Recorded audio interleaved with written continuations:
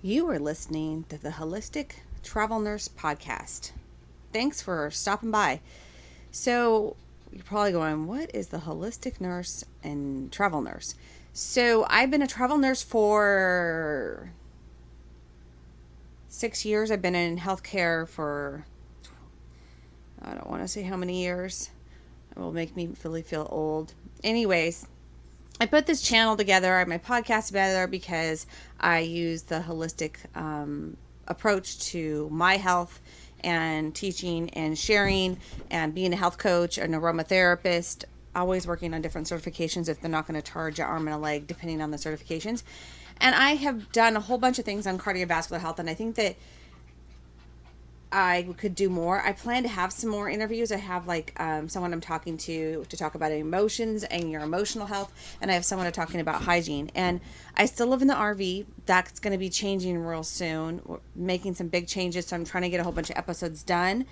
And with that, I just can't get these interviews scheduled between their schedule, my schedule, and you hear the dogs panting. I have no place for them to go, and they're anxious this morning. But I wanted to share with you guys. I'm just going to take it from the internet, and these are people I can't even know how to get reached that I think are fabulous when it comes to heart health. And I'm going to share some of their stuff that are on YouTube, and I highly suggest getting their books. I don't think these doctors made enough profit. You don't make a lot of profit with a book, but they did it they're speaking up against the grain, against big pharma, against that whole thing, and telling you the truth. And so this episode is about why is a heart health food causing heart disease. And this is Dr. William Davis. I will send in the show notes of where I'm recording this from so you can watch the whole thing. I'm just going to get part of it, and then we'll just talk about foods that I suggest for a heart healthy diet.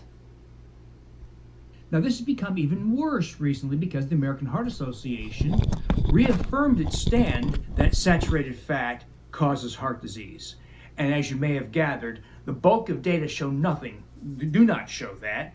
That is, the conclusion they draw from very outdated science. The 4 studies that were conducted in the 1960s and used very flawed methods and came to very false conclusions, yet that is the basis for their belief, for their stand, as well as the more recent observational epidemiological studies that they claim prove that saturated fat causes heart disease. Of course, those studies do not show that, though that flawed construction, that flawed design construction was the same kind of design construction used to prove that Premarin, that is horse estrogens, were good for females for prevention of endometrial and breast cancer and heart disease, which of course it is not.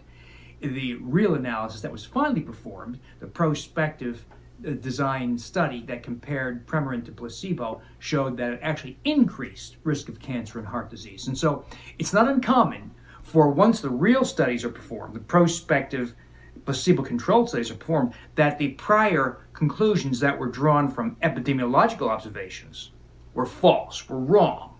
And so the same thing here, I believe, applies. And so the Heart Association's stand that saturated fat causes heart disease is not founded in solid science. But now we have this problem where many products labeled heart healthy are not. For instance, many products labeled non-fat or low fat are awful. For instance, low-fat or non-fat yogurt.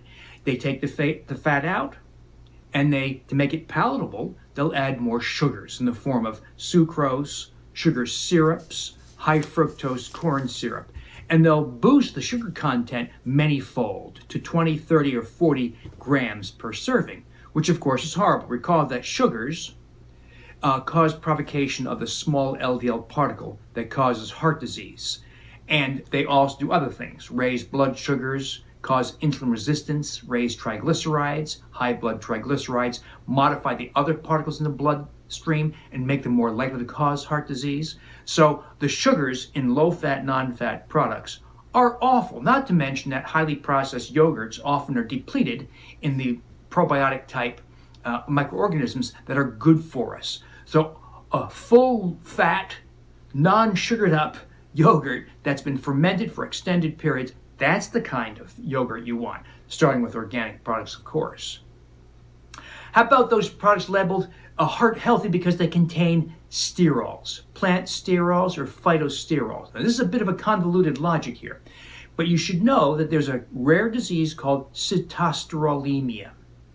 And that's a rare genetic disease where people eat regular foods like vegetables and nuts, and they absorb the phytosterols, the plant-like sterol compounds. They look like cholesterol, but they're plant-sourced cholesterol-like compounds. These people absorb large quantities of phytosterols from the diet that we don't. And they get very high blood levels of phytosterols, such as sitosterol.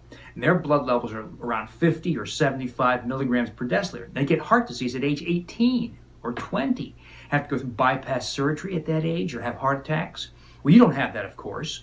We tend to have blood levels of phytosterols, of sitosterol, of maybe 2 or 3, very low levels, which is safe. Well, here's a problem. What if you load up on plant sterols from heart-healthy margarine or heart-healthy mayonnaise? Well, you can develop blood levels of phytosterols of 8, 9, 10, 12 milligrams per deciliter. Not as high as those people with sitosterol, but many-fold higher than other people. Now there are 2 studies suggesting that phytosterol supplementation with heart-healthy products raises heart attack risk. So another example of heart-healthy margarines and mayonnaises and other products probably increase heart disease and heart attack risk. How about breakfast cereals? Many are labeled heart-healthy, particularly if they contain oats or whole grains. Well, what about the small LDL particle, once again, that's provoked by sugar? Well, the amylopectin A of grains also vigorously provokes formation of small LDL particles that cause heart disease. Grains, including oats, send your blood sugar sky high, which causes insulin resistance, visceral fat growth, and other problems, the problems of glycation, for instance, all of which leads to heart disease. So cereals, even if they bear the heart-healthy label, as Cocoa Puffs, Berry Kicks, and Count Chocula have, and that's true, by the way, are not heart-healthy. That's ridiculous. Margarines are often labeled heart-healthy because they contain polyunsaturates. And the most recent reaffirmation of saturated fat is bad by the American Heart Association reaffirmed their belief that polyunsaturates are good for you.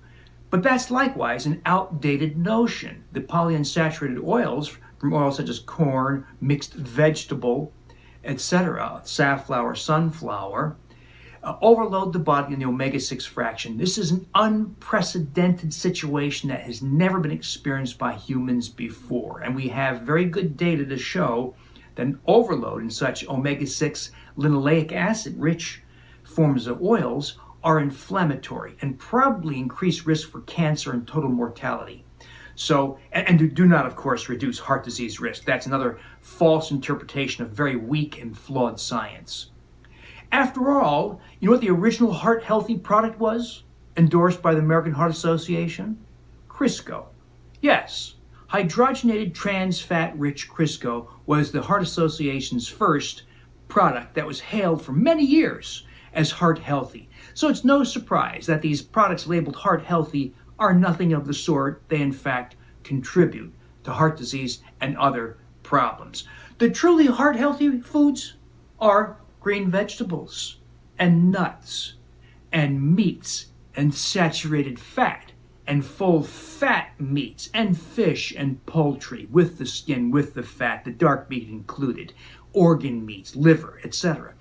A return to real food. Those are the genuinely heart-healthy foods. But you won't see a label, will you? Because no one's making a premium, a price being paid to put that heart-healthy label on it. So ignore anything that says heart-healthy, because the overwhelming likelihood is that it not only is not heart-healthy, but actually causes heart disease. So that's what he has to say about those foods. And I'd like to talk about how the apparent need for many nutrients. Sorry. I'm going to share with that video too. That's another one that is super helpful when it comes to apparent nutrients and supplements and the overall health of your body when it comes to that. But I thought that was an interesting he can put it in better words when it comes to the lies with our heart healthy diet, and why you're actually doing better for your heart eating low carb, eating keto, eating paleo, the processed of hydrogenated fats being so toxic for your body.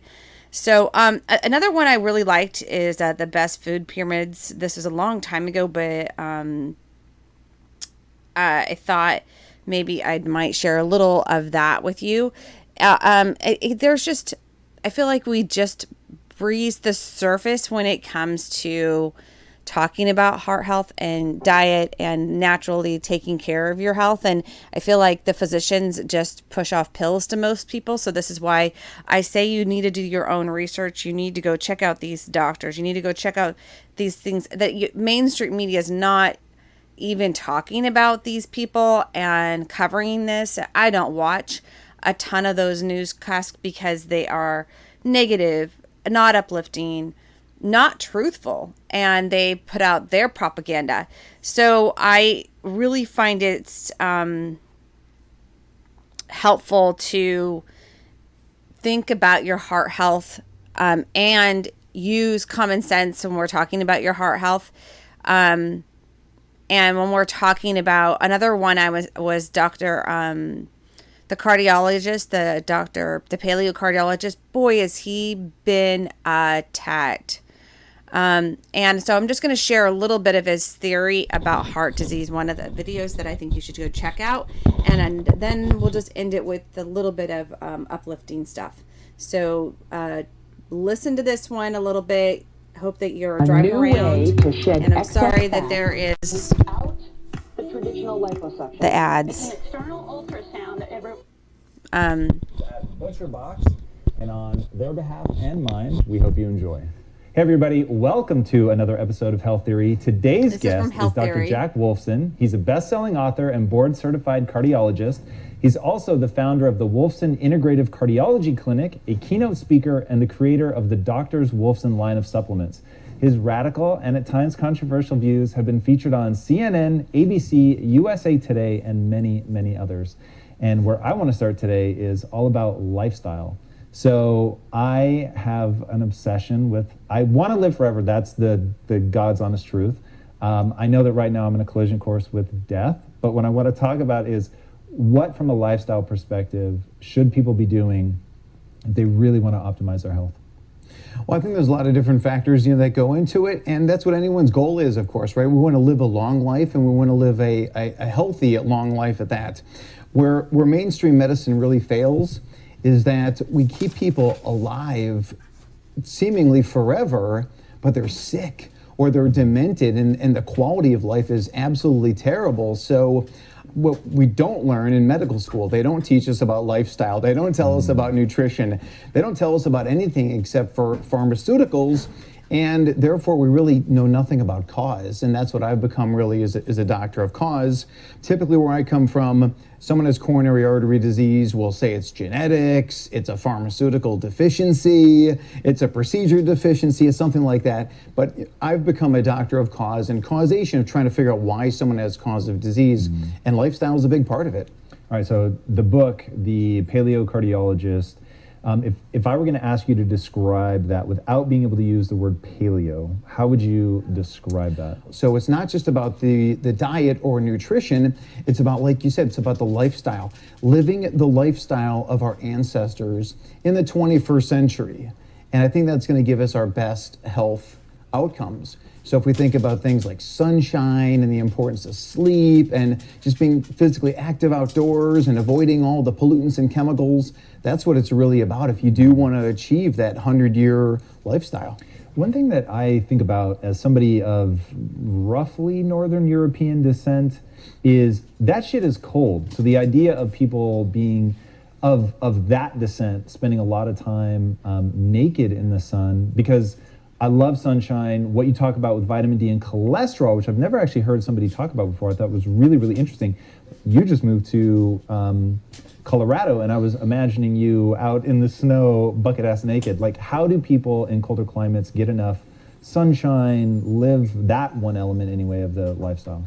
Well, for one, we did actually get outside naked in the sun, and it was 25 degrees. And actually, in the sun, it was very nice. You and, did, like, and very you and tolerable. your family? My entire family outside naked, and of course the baby too. We want the baby to get all the health aspects. Is there a cold exposure element to that that's useful? Because that seems like if I were a hunter-gatherer, and I'm not thinking, oh, I'm trying to live forever, I'm just thinking it's cold.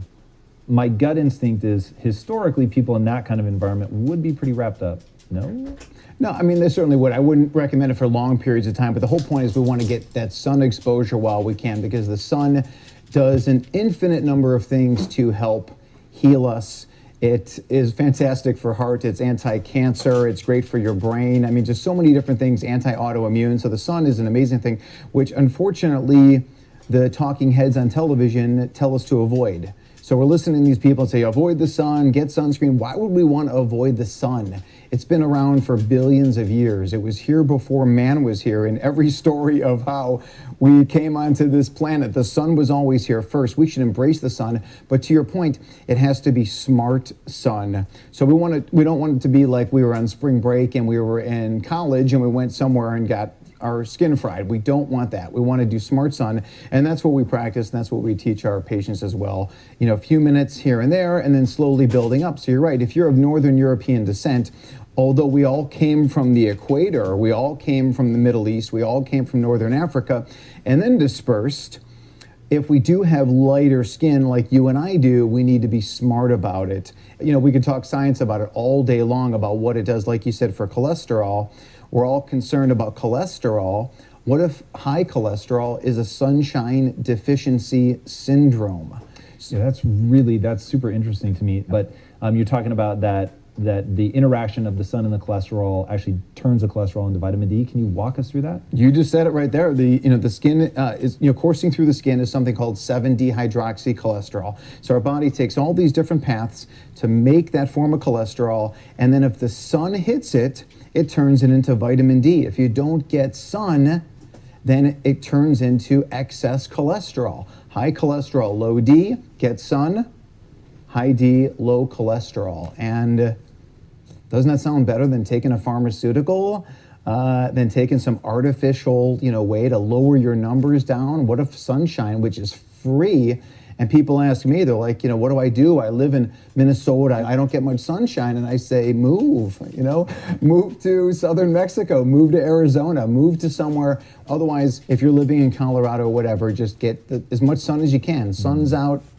guns out. What about cyclical living? So one of the things that I find interesting, and I have no idea if this is real, but you want to talk about something that hits me just sort of intuitively correct, it would be that there are times to do it. So if I think about us all, meaning anything like sunshine, but there are times not to do it. So if I think about, okay, the migration patterns of humans going up through Northern Africa and then spreading out, that as we do that, the skin lightens so that we can generate more vitamin D with less sun exposure. But are there times of the year where we would have developed to not get sun? And is there something in that? And literally, this is not something I have like some deep hypothesis, but it's just an interesting question to me. Are there times where we should be avoiding it? Well, I don't think we should ever be avoiding it in the sense that we went to sleep with the sun down, we awoke before the sunrise, we saw the sunrise, and then we were working in and out of the sun all day long. We were hunting and gathering. Clearly, in the different in the extreme latitudes, you're not going to get as much sun in the cold and in the winter, and therefore you really need to stock up in the summertime. And really, in 21st century, we have to really make a concerted effort because we're not having much of a reason to go outside. We're not farmers, we're not hunters, we're not gatherers. We don't need to do that. So we do need a more concerted effort to do it. So coming back to cyclical stuff, so sun certainly cyclical in certain parts of the world, and then food certainly cyclical. When you think about trying to match where our ancestors were in terms of lifestyle, do you think about that like eating only things that are in season? Is that an issue? It's definitely an issue, and I want to keep it as simple as possible for most people to be able to follow. I do think clearly that if you are from colder weather climates, then you probably were much more dependent on animal foods than you were plants. For example, Eskimos eat only animal foods. And people at the extremes, once again, they were mostly hunters as opposed to the gatherers. And then if you were closer to the equator, or you were in the South Pacific, or you were an islander in Hawaii, then your foods would have been different. But back to again about this vitamin D thing, in the wintertime you get vitamin D from eating animal foods as well, so that would be your source of vitamin D. But again, the sun is so much more than just vitamin D. But I do want to keep it easier on people, because we do get that argument very often. Well, yeah, the hunter-gatherer in Hawaii was different than the Eskimo, and that's probably true. So do you advise on that? Like, setting the really simple advice aside for a second, do you look at people's genetics? Do you look at their ancestral path? Like, does any of that play into when you advise people on a regimen? Well, I think we can look at some genetics, but when I was going through medical training in the mid-90s, everything was about genetics. It was going to be the Human Genome Project is coming out. We're going to learn all about our DNA and all about our genetics, and it's going to revolutionize everything. Well, it turns out we learned about the genetics, and we learned it's not about the genetics. We learned that it's about the epigenetics, right? It's about how the environment shapes our DNA and causes our DNA to manufacture certain proteins or not manufacture certain proteins. So it's not too much of a genetic thing, that I really put into it. All right, so now let's go to the simple approach. So what are the things that I'm going to want to do for optimal living? So we've got sun exposure. There's going to be some element, I'm sure, of exercise. What are some really prescriptive things that you have on nutrition? And I've heard you talk a lot about organic, obviously paleo. Give us that in terms of what should be in my fridge and my pantry. Well, there's a lot of debate going on, as you know, right now, and I know you've interviewed a lot of different people with a lot of different nutrition opinions, but paleo and hunter-gatherer ancestral diet, that is the original diet. Like, everything else is just a fad. Every other diet, no matter what it is, you can say South Beach or Atkins, or veganism, those are all fads. The original diet is hunter-gatherer, and that should not be up for debate. You don't tell or ask a lion, hey, what do you think you should eat today? The lion instinctually knows what to eat, and so should we as humans, but we've lost that over the last 10,000 years. So my book is called The Paleocardiologist, but it's not about paleo nutrition. It is about the paleo lifestyle. And I say, no matter what nutrition you follow, make it organic, because you can have organic cookies and cupcakes and ice cream, so you can still have these foods that you love, but just make them organic so you get the chemicals out of there. I think the USDA does a fair job of certifying what's organic and what's not. They make the companies actually jump through the hoops to make sure the materials are what they are.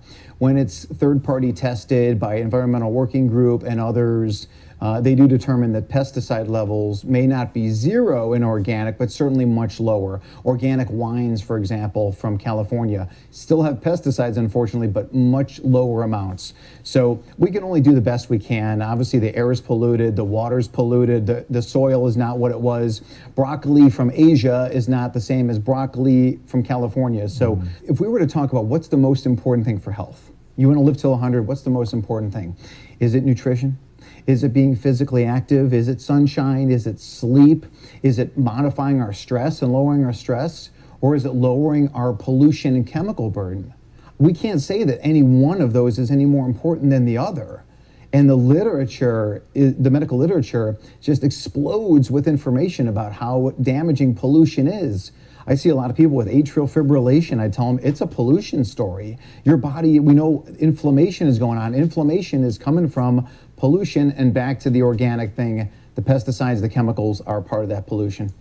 So, well, let's break that one down. So, atrial fibrillation. Easy for you to say. Yeah, right. Good. What exactly is it, and why is it a pollution issue? Okay, so atrial fibrillation is a total pain point for people, because we can talk about, what are some natural ways to deal with blood pressure, cholesterol, whatever it may be, but atrial fibrillation is an irregular heart rhythm. Okay. And the irregular heart rhythm, so instead of the heart going boom, boom, boom, it goes bum, ba-dum, ba-dum, ba-dum, bum, and it races. And people feel lousy when they have it. It's actually pretty common in athletes, what's called the athlete's heart. So I see professional cyclists, professional basketball players, people that even while they're playing, young people come down with this condition. The heart is inflamed, leading to this abnormal heart rhythm. So what is the cause of the inflammation? And that's what we need to find out. Once again, nutrition and lifestyle. That's what it is. All right, so let's get to some really specific ones. So you first said that that was a toxin issue. What are some common toxins that would lead to the inflammation of the heart? Oh, common toxins. Once again, just air pollution. We know from air pollution, increased risk of everything, obviously cancer, lung cancer, but cardiovascular disease, brain disease. There's literature that says noise pollution. So if you live near an airport or a busy road, it's a problem as well. The noise generates stress, and stress leads to inflammation. Whoa, just like stress even at that alone low level. turns on inflammation genes. Yeah. Human survivors, people that survived over a million years, were the people that under stress, they would be quick to become inflamed because your immune system would therefore be stronger. Like, I feel stress coming on, and therefore now I'm ready to fight the animal or repair the wound. Well, now that doesn't happen to us, and that's why chronic stress is so bad. And chronic stress leads to that chronic inflammation response, and inflammation is just your body's just saying, I'm under attack, and we need to figure out why. Okay, so those are some of the toxins. What are some dietary things that are going to cause that kind of inflammation? Specifically around the heart, just to keep it specific. Yeah, well, gluten, for example, gluten, wheat. I'm proud to say that I coined the term leaky heart syndrome. So a lot of people talk about leaky gut.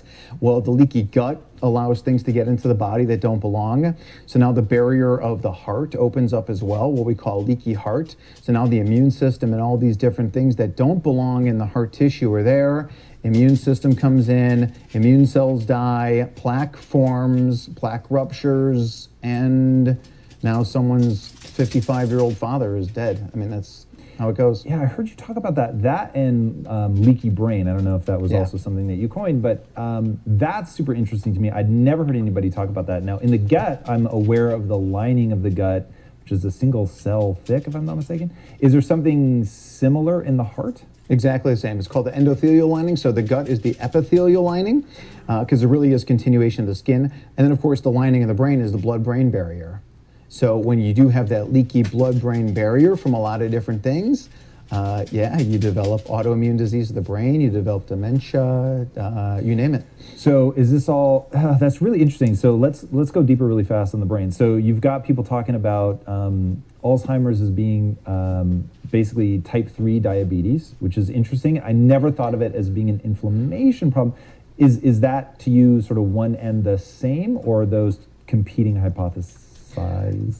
Yeah, that whole type 3 of the brain, I think, is a bogus term. I don't like it. It's still type 2. So type 1 is where someone has autoimmune disease of their pancreas. They no longer make insulin. The type 2s still make insulin. It just doesn't work. And that's the same process that leads to brain issues, cognitive issues, and for all those different reasons, because essentially the immune system is attacking the brain tissue, and all these poisons and things that do not belong in the brain are getting through that compromised blood-brain barrier. And so just going back to, I get what you're saying about it's not type 3, it's type 2, but do you think that there's a causal relationship between elevated glucose in the bloodstream and the breakdown of the blood-brain barrier that's allowing things to get into the brain that aren't meant to be there, which is what triggers the autoimmune response, which creates this sort of ever-escalating inflammation? Is that basically what's happening in dementia and possibly stroke, or is there something else? So what happens is when glucose is high, one of the things that happens is that glucose glycates or changes the proteins of the body, of the brain, of the blood-brain barrier. So now those proteins are dysfunctional.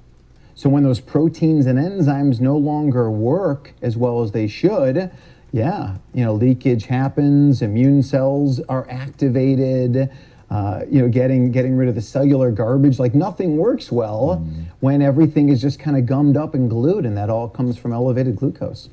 Okay, so when I think about things that you're warning against, like a lot of people having a gluten intolerance and things like that, are there vegetables, for instance, I think would meet your sort of bill of health?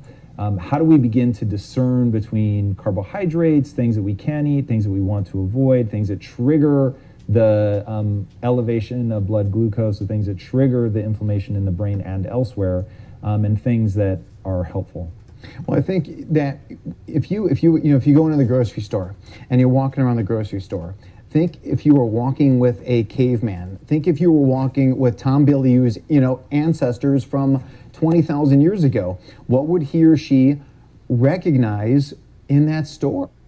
Okay, I think I covered what I needed to cover with what both of these physicians that I have to just commend them. They haven't been on my podcast. If they want to contact me and come on my podcast, but I'm sure they're both deeply at work, and it feels like more and more natural physicians or physicians that have actually gone out of their way to write books and go against the grain and really tell the truth because they care about others have been attacked. And I don't know to the level of degree of being attacked. I know that it's been really bad. I know that one doctor, I have his book, I think was possibly murdered for telling the truth. Right now, the censorship has been tremendous to some other physicians, and I have found some things on the internet that you can't find on YouTube. These ones are still on YouTube, and who knows how long these will allow in our day and age as I'm recording this and talking about this in May of 2021. It's just in a year past since the whole COVID crap, it's just blows my mind that we cannot have these conversations. And my heart aches because that as a nurse, as a health educator, as someone that takes care of people, I can't have these candid conversations. And there's so many missed and crappy information out there, and people that just want to give out a pill. And we all want a pill, a magic pill for our health, and there is no such thing. And there's so much tied into the lifestyle, and we're going so fast that we don't even think about the little things that we're doing in our health every single day, such as, try no gluten for 30 days and see how you do. Sugar. Oh, sugar is so bad. And they talks about that, going organic. But I think going organic's fine if you're stuffing all this cane sugar, you're dumping fire on inflammation. That is, your body's already inflamed. So I disagree a little bit with what he's saying. If we go back and we're eating more paleo and we're eating more things that you can't process, but you have to make them and they're more natural. Or if you did a raw diet for 30 days, meaning raw, not eating a whole bunch of raw meats, but eating raw vegetables, fruits, and those are great. Unless you're totally insulin resistant and you're completely a diabetic, then you need to stay away from the sugar. So we can't put people on this whole thing. And so I get with what he's saying. I love Dr. William Davis's book about gluten. My husband does have celiac. We don't have gluten in the house. We try to stay away from gluten. I think it's a toxic. I think that if it's sprouted wheat and you can handle that, the sprouting of the wheat is better than that processed wheat is. And it's so easy to be on this fast pace to not prepare your food, take it with you to work, because that's what you have to do in the situation. Or if you go to work, pick items that don't have gluten, items that are healthier if you can, and you order in and order out. Going to restaurants, we went to one last night, and I was like, we purposely didn't eat the sauces at this barbecue place because we know that there's probably gluten and too much sugar in the barbecue sauce. So we had it plainer, which is sad. I wish that there were more places that had actually better sauces that were lower in carbs and less in toxic crap, because you can make that at home. So just be mindful when you're thinking about what you are doing with your health. My husband works in an unhealthy environment with food, and he knows I can't eat any of this food. It's not going to do my body any good. And it took him a long time to get to that point, and he's finally done that. So hopefully maybe you're getting to that point, and then listening to my podcast, listening to other people's podcasts. I think that it helps me stay online for my health, and I hope this helps you stay online for your health. I hope that you do the research and not just go, oh, this association and a whole bunch of these group doctors. I'm just seeing people do blindfold things because their doctor said so. And I'm just like, no, you have a brain. Don't just do something because your MD said it. I'm sorry. Take the time to take your health in your hands and look at your lifestyle. And I hope, I know I'm going to get controversial. Like, I've never been controversial on some podcasts that are coming up. And so I don't know how well I'm going to get censored, but I've been praying about this and I'm just going to do it. I'm going to be honest, and I'm going to back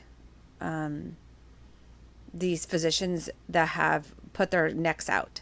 And I thank you for doing that. I thank you for speaking the truth. I thank you that it's not always the easy thing to do, but it's the right thing. Sometimes the right thing to do is not easy. It actually really can be hard, but it's the right thing to do. And so I hope you're doing the right thing for your health. I hope you're making those tough decisions. And I hope that you're reaching out to someone like me, the holistic travel nurse. If you're in Texas, in your Central Texas, I am doing some aromatherapy massages. So you can reach out to me and email and we can set that up. I have a great way of people coming safe and experiencing what a real amazing aromatherapy massage is. So treat yourself with something amazing like a massage. Treat yourself with something amazing, something healthy but yummy, such as a green tea matcha latte or some stevia blended. Something I like. But anyways, I hope this is beneficial to you. I hope you share this, and I hope that you commend these doctors. Have a blessed day.